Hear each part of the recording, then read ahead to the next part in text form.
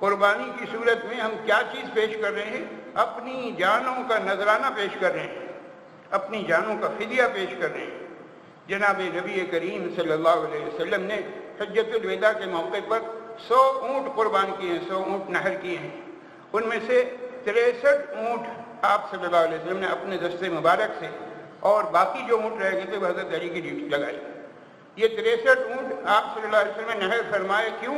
اس لیے کہ آپ صلی اللہ علیہ وسلم کی عمر بھی 63 سال تھی۔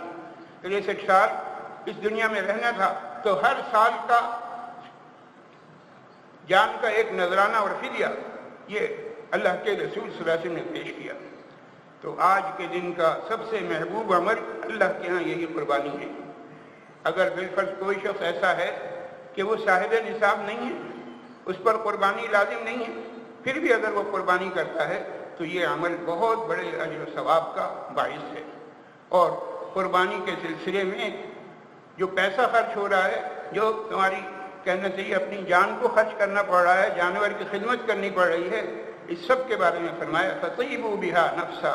دیکھو قربانی جب کرو تو دل کی خوشی کے ساتھ کرنا، ایسا نہ ہو کہ جانور تو ذبح کر رہے اور دل میں یہ خیال آ رہا ہے کہ وہ صاحب اتنا پیسہ اس میں لگ گیا۔ پیسہ جتنا بھی لگا بالکل صحیح لگا،